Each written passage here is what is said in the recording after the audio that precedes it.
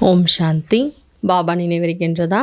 முரளி தேதி 8/7/2025। मीठे बच्चे, ये तुम्हारा जीवन बहुत बहुत अमूल्य है क्योंकि तुम श्रीमत पर विश्व की सेवा करते हो, इस हेल को हेवन बना देते हो।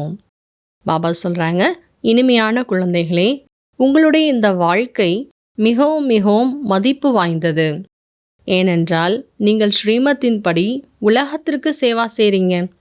இந்த நரகத்தை ஸ்வர்க்கமாக ஆக்கிவிடுகின்றீர்கள். प्रश्न, खुशी गायब होने का कारण तथा उसका निवारण क्या है? கேள்வி, குஷி மறைந்து போவதற்கான காரணம் மற்றும் அதற்கான நிவாரணம் என்ன? உத்தர், खुशी गायब होती है देहाभिमान आने के कारण। दिल में जब कोई शंका पैदा हो जाता है तो भी खुशी गुम हो जाती है।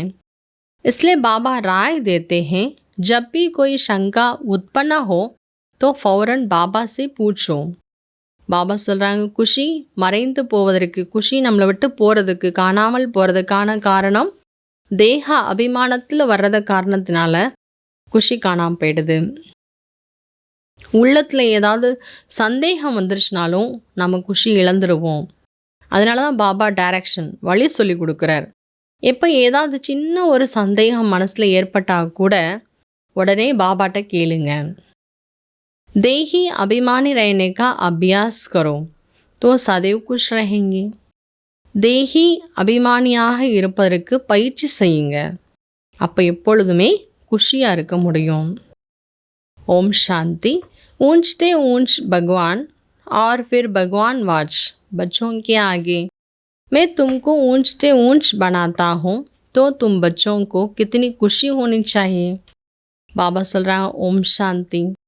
உயர்ந்திலும் உயர்ந்தவர் பகவான். அதுக்கப்புறம் பகவானுடைய மகா வாக்கியம், குழந்தைகளுக்கு முன்னால் நான் உங்களை உயர்ந்திலும் உயர்ந்தவராக ஆக்குவதற்காக வந்திருக்கின்றேன். அப்போது குழந்தைகளுக்கு எவ்வளோ குஷியாக இருக்கணும்.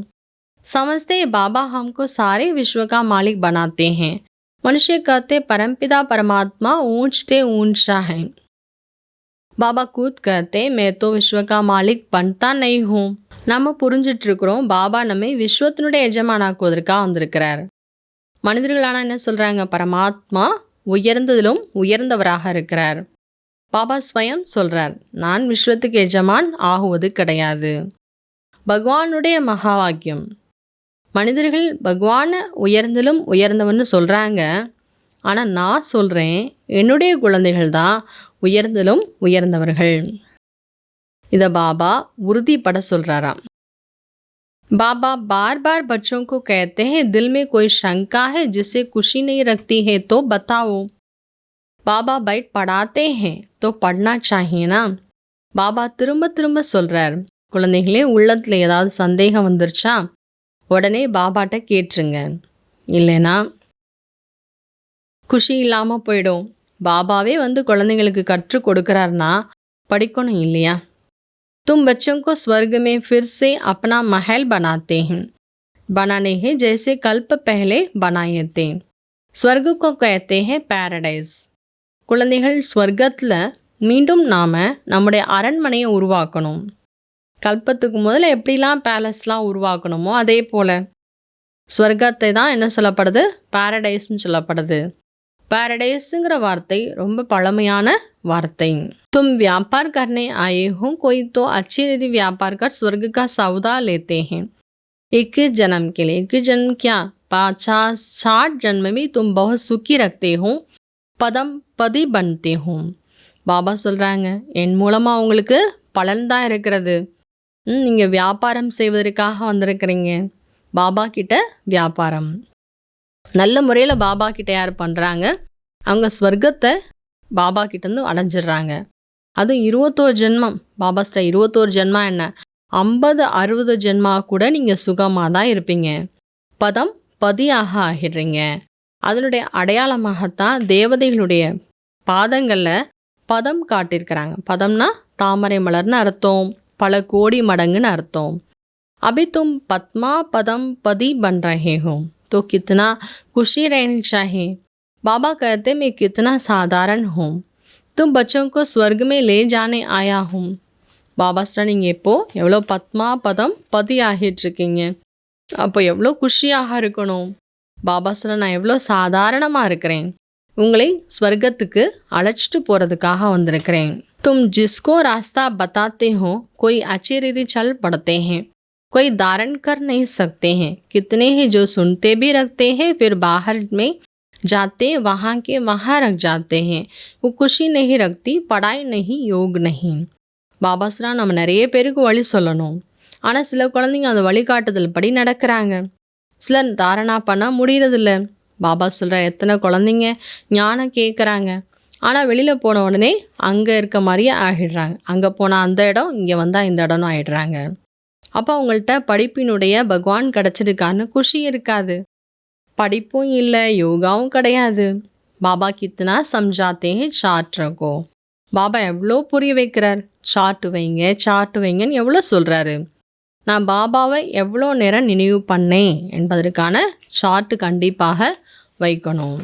பாபா கஹா तो बाबा माना बाबा, भक्ति मार्ग में भी गाया जाता है, पदियों का पति गुरुओं का गुरु एक है, वो हमारा फादर है. பாபான்னு சொல்லிட்டோமா அவ்வளோதான், பாபானா பாபா தான், முடிஞ்சு, வேறு எந்த எண்ணங்கள் குழப்பங்களே கிடையாது. இப்படியே பக்தியில் கூட என்ன சொல்லியிருக்கிறாங்க, பதிக்கெல்லாம் பதி குருக்கெல்லாம் குரு என்று சொல்லப்பட்டிருக்கு. அப்பேற்பட்டவர் நமக்கு தந்தையாக கிடச்சிருக்கிறாரு, ஞான கடலாக இருக்கின்றார், பதித்த பாவனனாக இருக்கின்றார். அச்சா, நல்லது. தாரணா கேலியே முக்கிய சார், தாரணைக்காக முக்கியமான விஷயம்.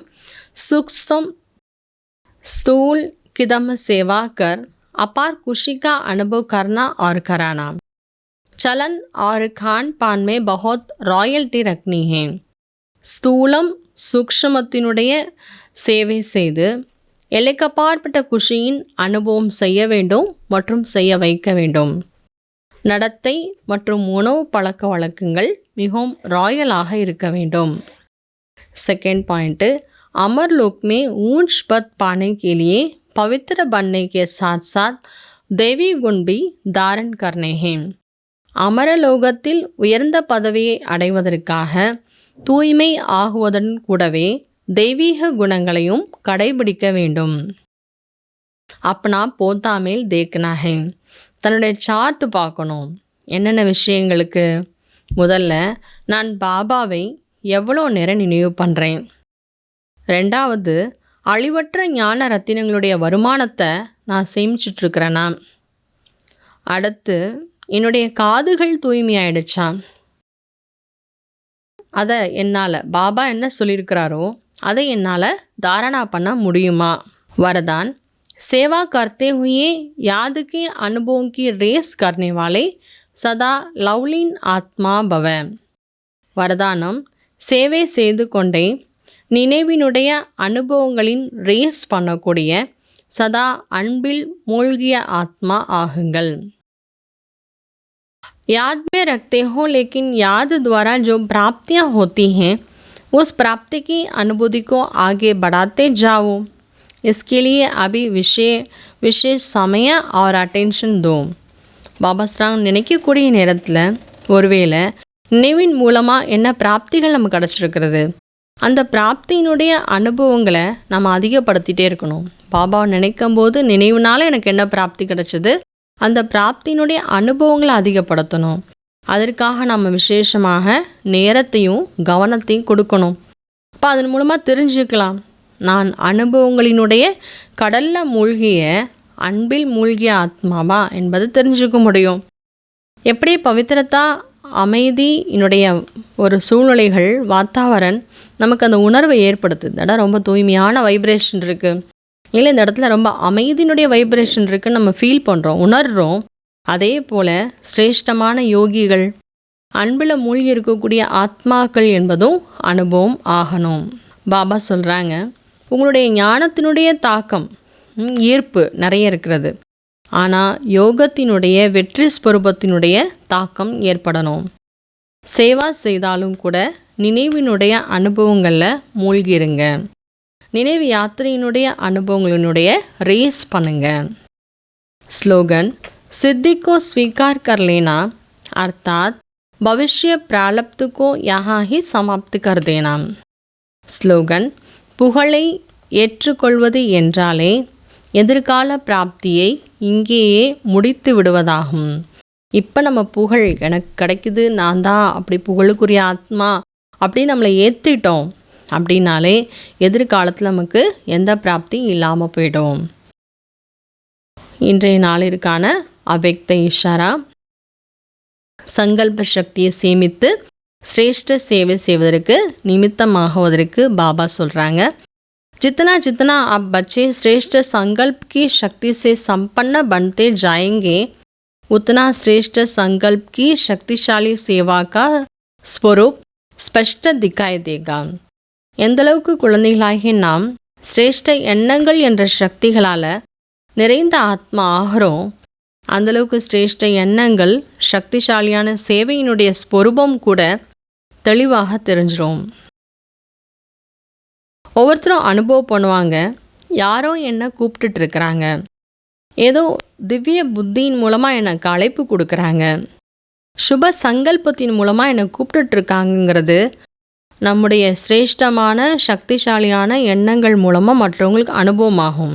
சிலர் திவ்யமான பார்வையின் மூலமாக பாபா மற்றும் இடத்த பார்த்துருவாங்க. இந்த மாதிரியான அனுபவங்கள் மூலமாக மிகவும் தீவிரமான முறையில் தன்னுடைய சிரேஷ்டமான இடத்தையும் சேர்ந்துருவாங்க. அதற்கு நம்ம என்ன பண்ணும், நம்முடைய சிரேஷ்ட சங்கல்பத்தினுடைய சக்தியில் நாம் கம்ப்ளீட் ஆகணும். நம்ம கம்ப்ளீட் ஆக ஆக மற்ற ஆத்மாக்களுக்கு ஒரு நிலையான இடம் என்பது கிடைக்கும். ஓம் சாந்தி.